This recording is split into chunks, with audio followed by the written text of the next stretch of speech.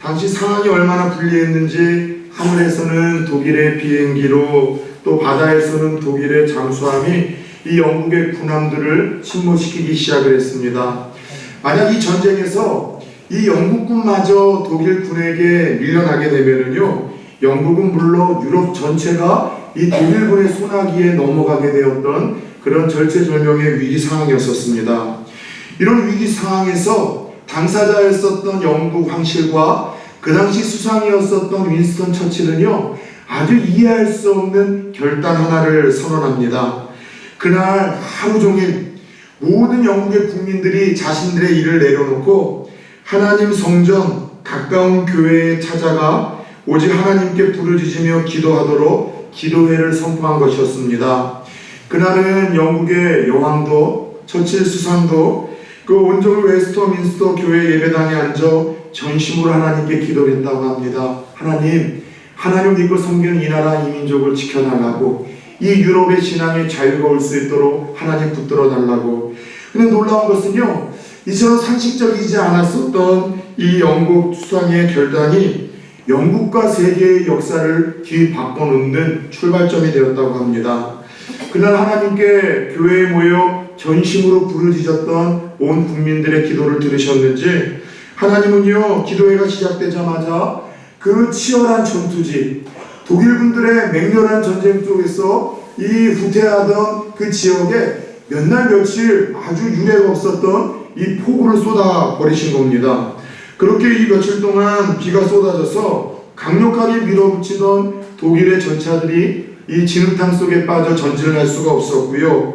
또 폭탄을 퍼붓던 비행기들조차 뜰 수가 없었고, 파도가 너무 심해서 독일의 이 군함과 잠수함조차 작전 수행이 불가했다고 합니다.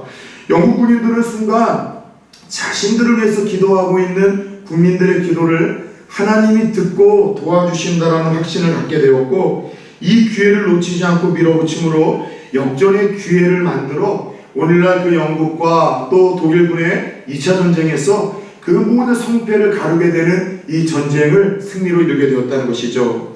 훗날 처칠 수상은요, 그의 전쟁 회고락이라는 책에서 이날의 사건을 기억하며 이런 글을 저술했습니다.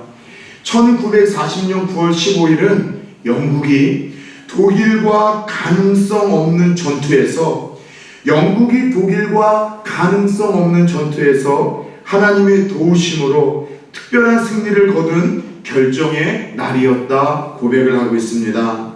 흥미로운 것은 오늘 우리가 함께 읽었던 본문에서도 이와 같은 비슷한 상황을 경험하고 있는 한 사람을 만나보게 됩니다.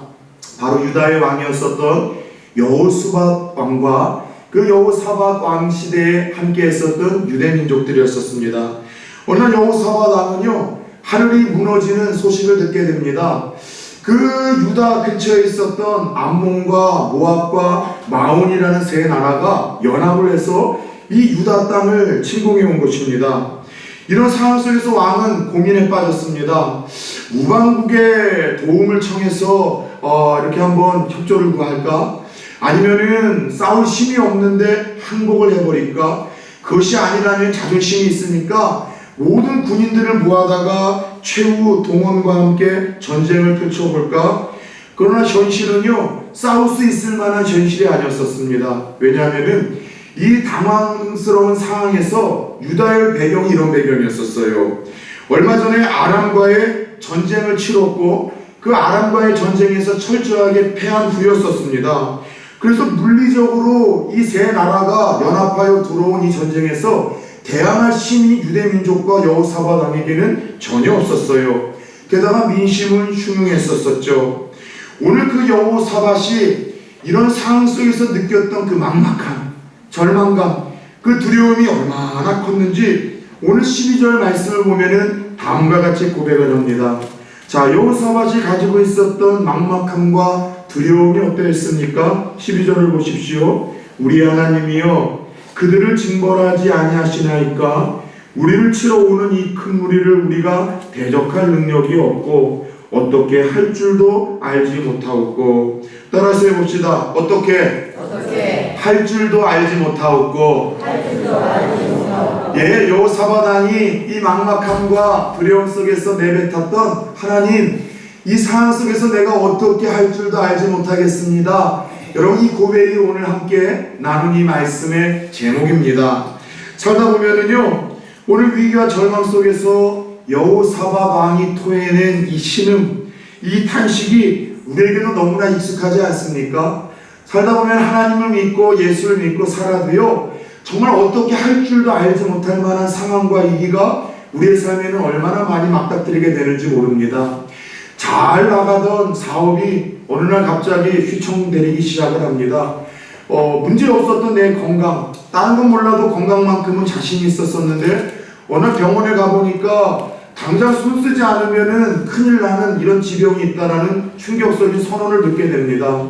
그저 서로 관계가 좋고 좋은 교제를 나누고 있어서 그 관계가 오래 갈 줄 알았는데 뜻하지 않는 사건과 섭섭함으로 인하여 오해와 곡해가 덮쳐 그 갈등의 골이 깊어져서 인간관계 속에서 아픔을 당하는 경우가 있습니다. 가정에 문제가 있고 누구에게도 말하지 못하는 나의 영적인 고민과 아픔이 있어서 마치 오늘 본문 속 여호사밧 왕처럼 신앙인이고 하나님을 알고 있지만 어떻게 해야 될지 모르겠습니다. 그렇게 여호사밧 왕처럼 그 막막함을 호소하고 싶은 성도님들이 아마 오늘 오후 예배에 나오신 우리 성도님들 중에도 있을지 모르겠어요. 잠언 26장 2절을 보면은 까닭 없는 저주는 참새가 떠도는 것과 제비가 날아가는 것 같이 이르지 아니한다라고 말씀을 하시며, 우리의 생에서 일어나는 모든 일들에는요, 하나님의 어떠한 특별한 의미와 섭리와 하나님의 손길이 있다고 말씀을 하셨는데, 그렇다면 오늘 우리가 이 사건을 통해서 함께 좀 고민하고 던져볼 만한 질문은 이런 질문인 것 같아요. 도대체 하나님을 잘 믿고 섬기는 이 유대 백성들에게, 하나님을 잘 섬겼던 여호사밧 왕에게 무엇 때문에 이런 어려움과 위기의 상황이 찾아오게 되었냐는 것이죠. 하나님을 섬기는 민족이었습니다. 하나님을 예배하는 민족이었습니다. 쉽게 말하자면 하나님을 예배하고 신앙을 가진 우리의 삶에 세상 사람들도 경험하기 힘든 절체절명의 위기를 하나님이 허용하실 이유가 무엇이냐는 거죠. 오늘 여호사밧 왕과 유다에 처한 이 위기가 어떠한 이유로 오게 되었는지 한번 살펴보면서 하나님이 내게 주시는 교훈을 우리 가슴에 품는 시간을 가지면 좋겠습니다. 첫 번째, 하나님 믿고 섬기던 이들에게 이런 어려움이 찾아오게 된 그 이유를 말씀을 보게 되면은요, 따라서 해봅시다. 주께서 예고하신 징계와 심판이었다. 예, 오늘 유대 백성과 여호사밧 왕이 겪게 된 위기는요, 주께서 선지자를 통해서 예고하셨었던, 경고하셨었던 징계와 심판이었었습니다. 오늘 시간 때문에 읽진 않았지만 이 사건이 시작되는 역대하 20장 1절을 보게 되면은 이렇게 시작을 합니다. 한 번만 따라서 해볼까요? 그 후에. 네. 그 후에라고 이야기를 하며 모압과 암몬과 그리고 여러분들 아까 이야기했었던 그 여러 그 연합군이 이스라엘 백성들을 쳐들어왔다고 이야기를 하고 있습니다. 그 후에라고 이 사건의 단서를 풀어가는 걸 보면은요, 아마도 이와 같은 상황이 주어지기 전에 앞서 중요한 어떤 사건이 있었음을 하나님은 예표하고 있는 거예요. 암시해 주는 거죠. 먼저 여러분들 오늘 당사자인 이 여호사밧 왕에 대해서 우리가 조금 한번 살펴봅시다. 이 여호사밧 왕은요, 한마디로 진짜 괜찮은 왕이었었어요. 하나님 보시기에도 참 믿음으로 신실하게 백성들을 이끌어가던 왕이었었습니다. 하나님을 경외하고 사랑함으로 말미암아 여호사밧 왕이 왕 위에 오르자 했던 일이 뭔지 아세요? 전국에 만연해 있었던 우상들을 타파하는 일이었었습니다. 그래서 아세라, 바알 막 이런 신들이 막 있는 신전들을요, 하나님을 믿는 백성이 그 우상을 섬겨서는 복이 되지 않는다고 해서 다 타파하는 일에 앞장섰었던 참 괜찮은 왕이었었어요. 그것뿐만이 아닙니다. 백성들이 하나님의 말씀을 알아야 바르게 살 수 있다는 생각 속에 제사장들을 전국으로 파송을 시켰습니다. 왜요? 백성들에게 율법을 가르치라고. 오늘날로 말하면 성경 공부와 제자 훈련을 저변 확대시킨 거예요. 말씀을 알아야지만 하나님을 바로 섬길 수 있고, 하나님을 바로 섬겨야지만 바른 축복을 받을 수 있다는 확신 가운데 제사장을 전국에 파송하면서 성경과 율법을 가르칠 정도로 상당히 괜찮은 그런 왕이었었죠. 그래서 그 나라가 하나님이 정말로 잘 사는 나라, 잘 나가는 왕이 되게끔 축복을 하셨어요. 나라가 견고했고 부귀와 그 이름의 존귀함을 하나님이 얻게 하셨더라는 것이죠. 그런데 문제는 이처럼 잘 나가는 나라, 하나님의 축복으로 잘 나가는 왕이 되자마자 그의 마음속에 조금씩 변질되어지는 모습이 나타나기 시작했습니다. 여러분, 사람이 그러잖아요. 평안하고 잘 나갈 때 조금 우리가 이 실수할 때가 많지 않습니까? 그래서 고린도전서에서도 선줄로 생각한 자는 넘어질까 조심하라고 이야기했던 것처럼 아마 여호사밧 왕도 그럴 마음은 없었을 거예요. 근데 너무나 평안하고 문제가 없고 잘 나가다 보니까 또 모든 사람들이 당신이 최고라고 엄지를 축혀 세우며 칭찬을 하다 보니 알게 모르게 교만의 영이 그 심령을 파고들기 시작을 했습니다. 그래서 교만해진 그는요, 국제적으로도 더 큰 위상을 얻으려는 욕심 때문에 이스라엘의 가장 악한 왕이라고 일컫던 아합 아십니까?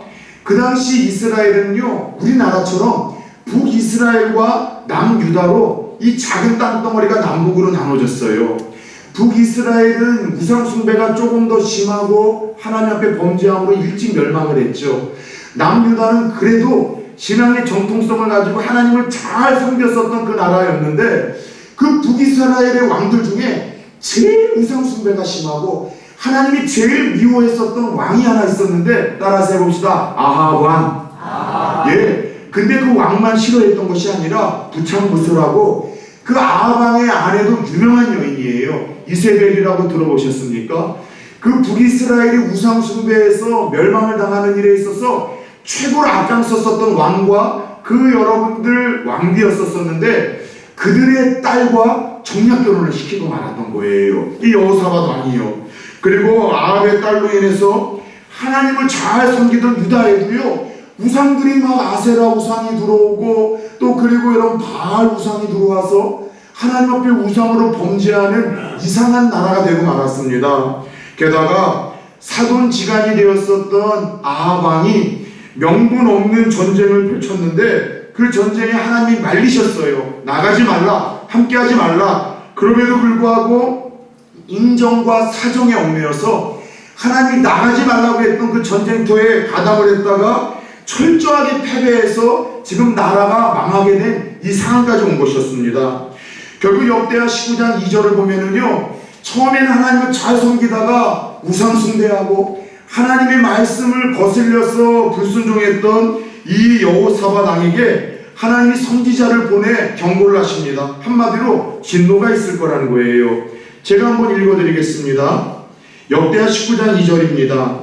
하나님의 아들 선견자 예후가 나가서 여호사밧 왕을 맞아 이르되, 왕이 악한 자를 돕고 여호와를 미워하는 자들을 사랑하는 것이 옳으니이까 그러므로 여호와께로부터 진노하심이 왕에게 임하리이다. 하나님 앞에서 악하고 악한 사람들과 교제하고 악한 사람들과 교제하면서 우상 숭배하고 불순종하는 그 여호사밧 왕에게 하나님이 진노하실 거라는, 심판하실 거라는 경고를 내려주신 거예요.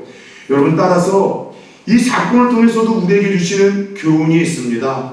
믿음의 사람들에게 제일 위험할 때가 언제입니까? 잘 나갈 때입니다. 평안할 때입니다. 성도들에게 위험할 때, 성도들에게 여러분 가장 위기의 때는요, 어렵고 힘들고 문제가 있을 때가 아니에요. 왜요? 성도들은 어렵고 힘들고 문제가 있으면 회개의 자리에 나가요.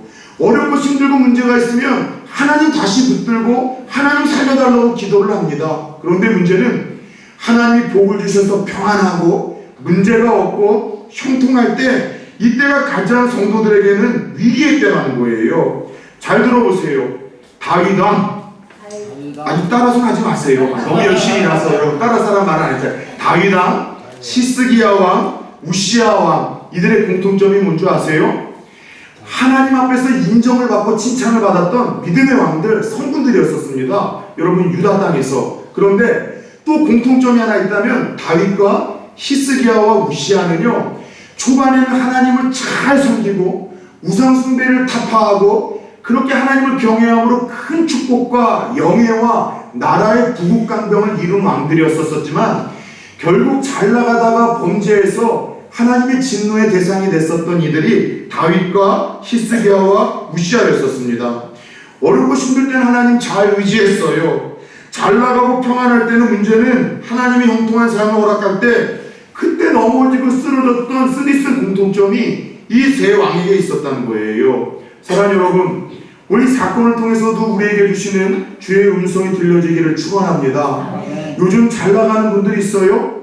뭐 굳이 내 삶을 보더라도 자녀들도 평탄하고 내 삶에 특별한 문제 없고 어려움이 없어서 야, 인생은 살만하다, 예수 믿는 복이 이런 거다 라고 싶은 평안하고 형통하신 분들 있습니까? 여러분들 축하합니다. 여러분들이 그런 형통함과 평안함을 주시는 그 하나님께 더 감사하십시오. 그리고 하나님의 위대하심을 자랑하고 증거하시기를 축원합니다. 그런데 하나님이 여러분에게 주신 그 형통함과 평안함이 더 넓고 더 길게 가리라 믿습니다. 그런데 여러분, 내가 요즘 평안하고 잘 나가고 있다면 더 감사하고 하나님께 영광을 돌리되 더 하나의 마음가짐을 가져야 돼요. 따라서 봅시다. 더 긴장하라. 여러분, 이때가 내가 넘어지기가 딱 알맞을 때니까는요. 역사를 통해서 신앙의 위인들을 통해서 항상 그와 같은 영적인 패턴들이 반복되었음을 하나님이 우리에게 일러주시는 거예요. 사랑하는 여러분, 한번 따라서 해봅시다. 잘 나갈 때 더 감사하고, 잘 나갈 때 더 기도하고, 잘 나갈 때 더 충성하자. 정말로 어려울 때 기도하고, 어려울 때 하나님 붙들고, 어려울 때 살려달라고 회개할 뿐만이 아니라 하나님이 그 어려움의 순간들을 잘 넘어서게 하시고, 넘어섰을 뿐만 아니라 축복을 주시고 형통하게 하실 때에도 더 하나님 앞에 감사하고, 더 하나님 앞에 충성하고, 더 하나님 앞에 긴장하며 기도의 자를 지켜낼 수 있는 지혜로운 저와 여러분들이 되어지길 축원합니다. 따라서 어찌할 줄도 알지 못할 만큼 우리들에게 절체절명의 시간과 사건이 주어진다면 먼저는 하나님과의 관계에서 내가 회복해야 될 것이 없는가, 자신의 삶을 돌아볼 수 있는 지혜를 얻을 수 있기를 축원합니다.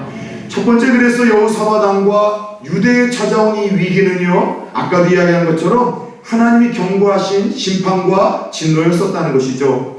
두 번째, 이 왕과 유대 땅에 이 어려운 위기가 찾아온 거는요, 따라서 봅시다. 하나님의 테스트였습니다. 예, 이 사건을 통해서 하나님이 경고하신 것들을 그대로 이루기도 하셨지만 하나님의 입장에서는 또 다른 의도 하나가 있었어요. 테스트를 하고 싶었어요. 그래, 다시 한번 어려운 시간들을 한번 준다면 이 어려움을 통해서 나를 더 너희들이 사랑하겠느냐? 다시 한번 너희들이 나에게 돌아오겠느냐? 끝까지 하나님을 의지하겠느냐? 세상을 의지하겠느냐? 나를 사랑하겠느냐? 세상을 사랑하겠느냐? 자, 오늘 어찌할 바를 알지 못하는 이 위기, 하나님의 테스트 앞에서 여호사밧 왕이 어떻게 반응을 했냐는 것이죠. 오늘 본문 다시 한번 12절을 한번 들여다보기를 원합니다. 우리 하나님이여, 저희를 징벌하지 아니하시나이까? 우리를 치러 오는 이 큰 무리를 우리가 대적할 능력이 없고 어떻게 할 줄도 알지 못하옵고, 따라서 해봅시다. 오직 주만 바라보나이다. 네? 이것이 오늘 위기 속에 처했던 여호사밧 왕의 반응이었었습니다. 자, 이 위기 상황에서 여호사밧 왕이 어떻게 반응했다고요? 주여, 오직 주님만 바라봅니다. 어떻게 할 줄을 알지 못하겠습니다. 어떻게 해결해야 될 방법이 없습니다. 그래서 주님, 나와 우리 민족은 오직 주님만 바라보겠다는 거예요. 여러분, 이런 위기 상황에서 여호사밧 왕이 주님만 바라보겠다고 고백을 했는데 이게 무슨 의미일까요? 에라, 모르겠다, 다 끝났으니까 하나님 알아서 하십시오, 나는 포기하겠습니다, 주저앉아 버리겠다는 의미일까요? 여러분, 한마디로 주를 바라보겠다는 것은요, 따라서 해봅시다. 기도하겠습니다. 예, 오직 주님 바라보겠다는 것, 주님, 할 수 있는 건 기도뿐입니다. 나는 기도를 하나님 앞에 나가겠다는 그런 고백이에요. 기도라는 단어를 신약 성경이 쓰여져 있는 헬라어로 보면은요, 여러 단어 중에 하나 프로슈케라는 단어를 썼습니다. 이게 아주 재밌어요. 기도하다라는 그 단어를 프로슈케라는 단어를 쓸 때가 있는데, 이 프로슈케라는 단어에는 이런 의미가 있어요. 하나님께 다가가다, 하나님께 가까이 가다. 또 하나의 의미는 하나님을 바라본다는 의미가 있어요. 여러분, 기도가 뭐예요? 기도는요, 하나님 존재로 나가는 거예요. 히브리서 4장을 보면은요, 은혜의 보좌 앞에 나가는 것이 기도래요. 하나님 가까이 나가는 것이 첫 번째 기도이고, 또 하나는 나를 숨통 트이지 못하게 만들고 잠 못 이루게 만들고 나에게 신음이 터져 나오게 하는 그 문제만 들여다보다가 그 나보다도 더 문제보다도 크신 하나님을 바라보기 시작하는 것, 이게 기도라는 사실을 깨닫기를 축원합니다. 따라서 여호사밧 왕이 절체절명의 위기에서 하나님 어떻게 할 줄도 알지 못하고 오직 주만 바라보겠다는 것은, 하나님 나는 이 문제를 가지고 기도할 뿐이오니, 하나님을 의지할 뿐이오니 하나님 도와달라는 믿음의 고백이어야 하는 것이죠. 사랑하는 여러분, 오늘 여호사밧 왕은 하나님 앞에서 엎드립니다. 그리고 더 나아가 금식을 선포합니다. 금식이라는 것은 생명을 건 기도이죠. 우리 성도님들 중에 절박한 문제가 있습니까? 금식하면서 매달려 보세요. 하나님이 신속하고 강력하게 은혜를 여러분에게 주실 것입니다. 요즘 영적인 공고함이 있습니까? 첫사랑의 순수함과 뜨거움을 잃어버리셨습니까? 한 끼라도 끊어내서 금식하며 기도해 보십시오. 신랑을 잃은 자들이 해야 될 것이 금식이라고 예수님은 말씀하셨습니다. 다음 주서부터 고난주간이 있죠? 저도 여러분 앞에서 먼저 선포할 거예요. 그래야 제가 책임을 지고 하겠죠. 저도 고난주간에 열심히 다시 한번 좀 금식을 해보려고요. 온전히 해보려고요. 금식하면서 사역하고 말씀 준비하고 하나님만 다시 한번 붙드는 시간을 가지려고 합니다. 왜요? 저도 하나님이 아니고서는, 오직 주님이 도와주지 아니하고서는 제가 부족한 제가 어떻게 여러분을 섬겨요? 어떻게 여러분의 문제를 제가 풀어줄 수 있고 어떻게 부산 추운기를 하나님이 기뻐하시는 건강한 교회를 이끌어갈 수 있습니까? 제가 할 수 있는 것은 지금까지도 그랬지만 주님 바라보는 일밖에 없더라는 것이죠. 어려움이 있어요? 문제가 있어요? 사람 찾지 마십시오. 인간적인 방법으로 풀어가려고 하지 마시고 오늘 여호사밧 왕처럼 하나님 앞에 기도의 자리로 달려나갈 수 있기를 축원합니다. 문제가 절박하면 절박할수록 신속하고 강력한 하나님의 도움이 필요하다면 한 끼라도 금식하며 하나님 앞에 매달릴 수 있는 여호사밧 왕의 영성을 회복할 수 있기를 예수님의 이름으로 축원합니다. 냉철하고 객관적인 자리에서 따져봅시다. 솔직히 왕으로서 이렇게 무책임한 경우가 어딨어요. 여러분, 이웃 나라가 연합해서 전쟁으로 쳐들어왔다면 우방에 도움 청해야죠. 아니면 남아있는 군사라도 끌어모아서 죽기 살기로 여러분 싸우는 것이 상식인데 기도를 선택했어요. 그런데 이게 하나님을 감동시켰다는 거예요. 오늘 여호사밧의 또 유대인들의 이 반응에 하나님이 어떻게 역사를 하세요? 17절에 여러분의 말씀을 한번 고정하시기 바랍니다.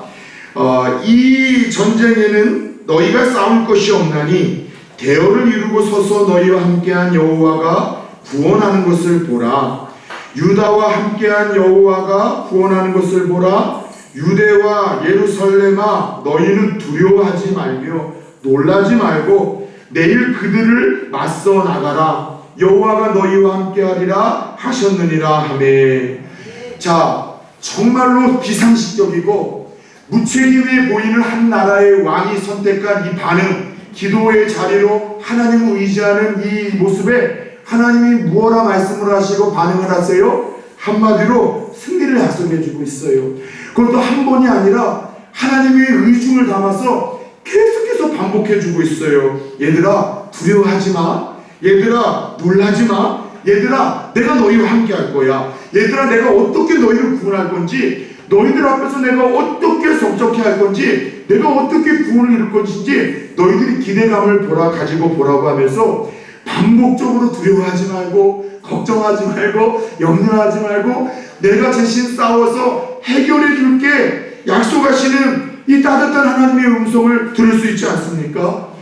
여러분, 우리 하나님이 이런 분이세요. 하나님에 대해서 균형감 잡힌 지각을 가지십시오. 예, 하나님은 권선징악의 하나님이기도 하십니다.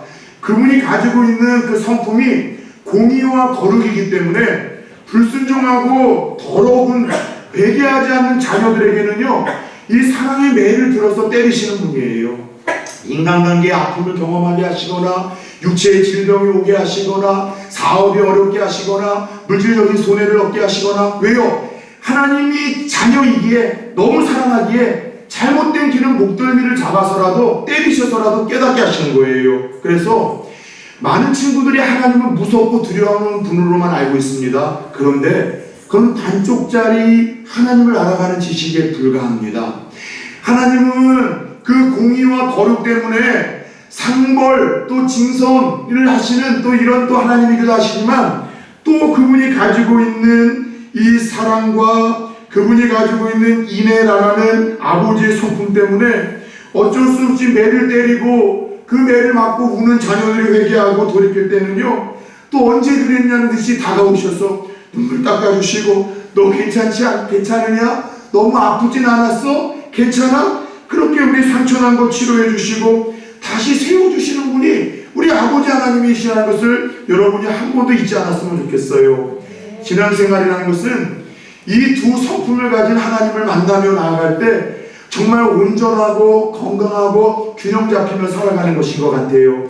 저는요, 그런 기도를 드립니다. 하나님, 잘못된 길을 걸어갈 때마다 좀 때려주세요. 혼나주세요. 혼나게 해주세요. 왜냐하면 바르게 걸어갈 수 있도록. 근데 또 제가 회개하고 돌이키면 하나님 또 계속해서 긍휼히 여겨주세요. 불쌍히 여겨주세요. 사랑하는 여러분, 오늘 이스라엘 백성들은 하나님이 이루실 일들을 주신 약속을 확신하며 그 두려움과 절망 가운데 이제 찬양을 하기 시작을 합니다. 감사를 하기 시작을 합니다. 어떤 역사가 일어났을까요? 오늘 22절 23절 보니까 위기의 상황을 역전시켜 주시는 하나님을 그들이 만나게 되더라는 것이죠. 22절 23절을 보면 유다를 치러왔던 연합군들이 서로 살육을 해서 스스로 자멸을 하는 아주 이상한 일들이 벌어지고 맙니다.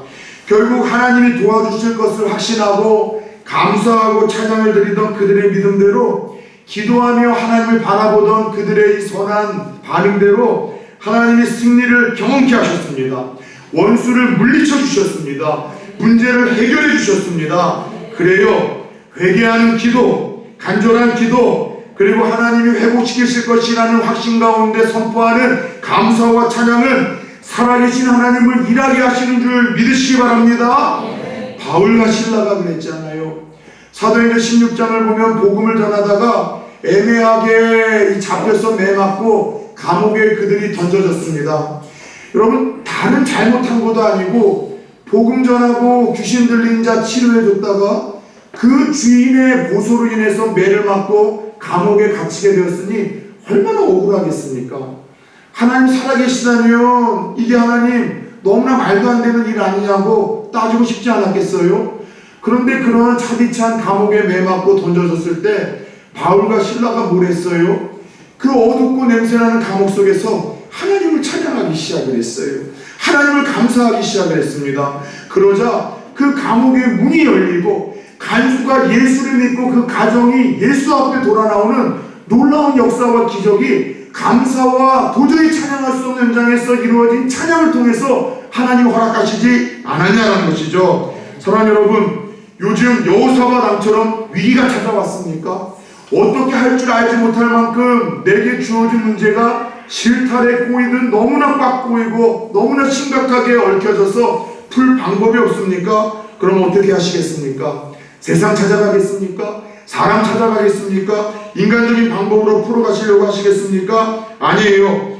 도망치고 싶고 타협하고 싶고 사람 의지하고 싶을 때마다, 포기하고 싶은 마음이 들 때마다 내게는 아직 찬양과 기도가 남아있음을 선포하며 하나님 앞에 나아가 주여 오직 주만 바라보나이다. 여호사밧이 고백했던 이 위대한 고백을 동일하게 선포할 수 있기를 축원합니다. 끝으로 저는 오늘 본문 25절의 말씀에 큰 위로와 은혜를 받습니다. 오늘 본문 25절의 말씀을 제가 한번 읽어드릴게요. 여호사밧과 그의 백성이 가서 적군의 물건을 탈취할세 본즉 그 가운데 재물과 의복과 보물이 많이 있으므로 각기 탈취하는데 그 물건이 너무 많아 능히 가져갈 수 없을 만큼 많으므로 사흘 동안에 거두어들이고. 자, 자기들끼리 자중질환이 하나님의 은혜 가운데 일어나 그들이 다 떠나버렸습니다. 얼마나 급히 떠났는지 자신들이 가지고 왔었던 모든 물자들을 다 놔두고 몸만 떠난 거예요. 그 후에 전리품을 취하러 유다와 여호사밧 왕이 갔는데 얼마나 많은 전리품이 있었었는지 모으는 데만 며칠이 걸렸다고요? 무려 4일이나 걸릴 정도로 그 전리품이 많았다는 거예요. 우리에게 주시는 잔잔한 은혜가 있지 않아요? 하나님의 자녀들에게는요, 문제가 더 크면 클수록, 어려움이 크면 클수록, 시험이 크면 클수록 잘 이겨내면은요, 그 큰 문제만큼, 큰 어려움만큼, 큰 시험만큼 하나님이 주시는 유익과 복도 크다는 사실을 깨닫기를 축원합니다. 따라서 요즘에 내가 남들보다 문제가 더 큰 것 같고, 남들보다 어려운 것이 더 큰 것 같고, 남들보다 답답한 문제가 더 많다면 그렇게 고백해 보세요. 하나님, 남들보다 더 얼마나 많은 은혜를 주시려고요? 얼마나 많은 깨달음을 주시려고요? 얼마나 많은 유익을 주시려고요? 하나님에게 기대하며 하나님을 감동시키는 성도가 되었으면 좋겠어요. 제가 예전에 한번 그 간증을 한 적이 있었죠. 그 학교에서 공부를 하다가 그때 부산 내려오기 전인데 부산에서 공부하러 박사과정에 올라오시는 목사님이 계셨어요. 함께 식사를 하며 이런저런 얘기를 나누다가 자기가 경험한 간증을 들려주시는 거예요. 이분이 초반에 통영 알죠? 경남 통영에서 목회를 처음 하셨다는 거예요. 그런데 그 교회에 대한 아주 재밌는 에피소드를 나눠주시는 거예요. 그 교회에 자기가 전도사 때 가서 강도사까지 있었었는데 그 교회에 왜 갔는가 하면 그 자기가 이제 대구에 있는 어떤 큰 교회에서 통영에 있는 그 교회를 개척을 시켜준 겁니다. 그 교회 대구에 두 목사님 한 분을 담임으로 이제 파송을 하게 된 거죠.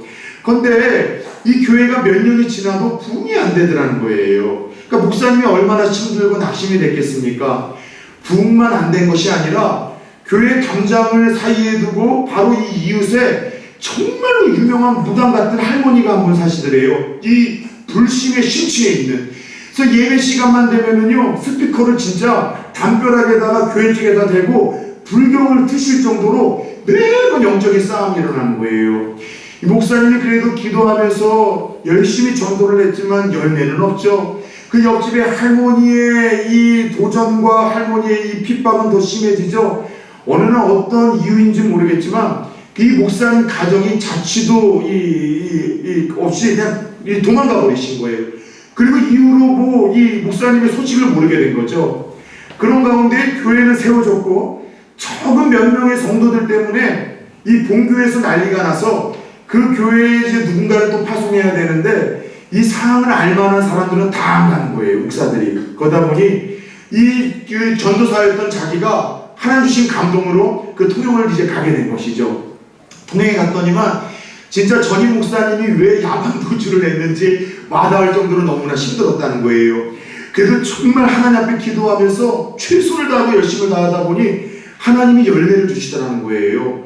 오늘 우리 예배 때 그 교동문 시편 126편 했잖아요. 눈물을 흘리며 씨를 뿌리는 자마다 기쁨으로 그 단을 거둔다는 것처럼 열심히 눈물로 기도하고 복음의 씨를 뿌리기 시작하니까 성도들이 하나둘 모여들기 시작하며 교회가 조금 부흥을 하더래요. 그런데 교회가 조금 부흥해서 목사님이 좀 기도를 소홀히 하고 이제는 됐다 싶을 때 이 교회에 말도 안 되는 일이 벌어진 거예요.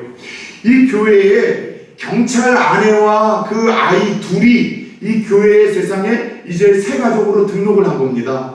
남편은 경찰인데 교회는 나오지 않고 그 아내와 이 어린 애기 둘이 교회를 나오기 시작을 했는데 어느 날 이 교회에 그 새 가족의 아이 중에 첫째 아이가 물에 빠져 죽어버린 거예요.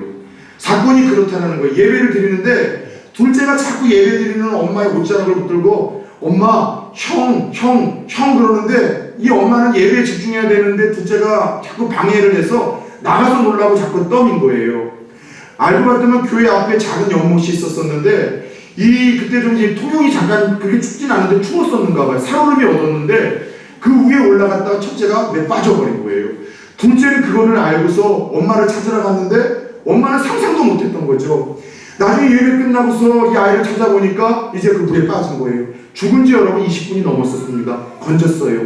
그리고 나서 여러분 거적대기에 이렇게 끌어놓고 그 여러분 옆에 길에 작은 길에 죽은 아이 식재를 꺼내놓고 가만히 하나를 얹혀놨는데 하나님이 무너지더라는 거예요.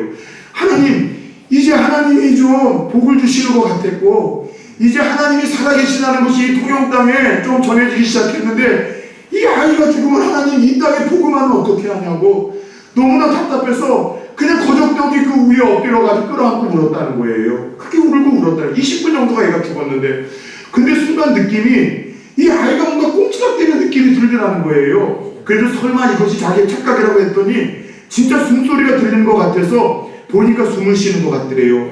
사람들에게 아이가 살았다니까 다 믿지 않더래요. 보니까 진짜 살아서 이 아이를 대구로 이제 옮겨가게 됐고 대구에서 중환자실에서 거의 이제 뭐 한 달 정도 아마 그 심불인간이라고 하는가요? 숨을 쉬는데 억지로 쉬게 하면서 그렇게 이제 간신히 숨만 살아서 하나님 살려놓은 거예요. 그런데 그렇게 평생 사느니 하나님 이 아이를 거둬가시는가? 아니면 이 아이를 이미 살려주셨다면 더 놀라운 기적을 일으켜달라고 대구에 있는 그 본교에서도 이 목사님도 다시 어떻게 할지 몰라서 하나님만 바라보며 온 교회들이 양쪽에서 금식을 하며 매달린 거예요. 그런데 이 아이가 살아났다는 거예요. 이 아이가 살아남으로 인해서 그 교회가 다시 한번 하나님의 놀라운 일을 펼쳐가셔서 그 교회 어느 한 교회인데 자기가 그 교회에서 그 주인공이라는 이야기를 하며 마지막으로 남겨주신 이야기가 그거였어요. 목사님, 하나님 그분은요 지금도 살아계셔서 그분이 드러내야 될 때 드러내시고 나타나야 될 때에 나타내주시는 천능하신 분이더군요. 사랑하는 여러분, 그래요. 어떻게 해야 될지조차 위기가 찾아왔다면 원망하지 마십시오. 불평하지 마십시오. 낙심하지 마십시오. 지금이 주님 바라볼 때인 줄 믿으시기 바랍니다. 다시 돌이키고 결단하고 도움을 구하십시오. 그럴 때 오늘 여호사밧과 유다에게 역사하셨던 그 하나님, 영국의 황실과 백성들과 처칠수상에 역사하셨던 그 하나님, 그리고 통영의 작은 교회와 목회자와 성도들의 부르짖음에 응답하셨던 하나님이 우리와도 상관있는 살아계신 하나님, 전능하신 하나님으로 드러날 줄 믿습니다.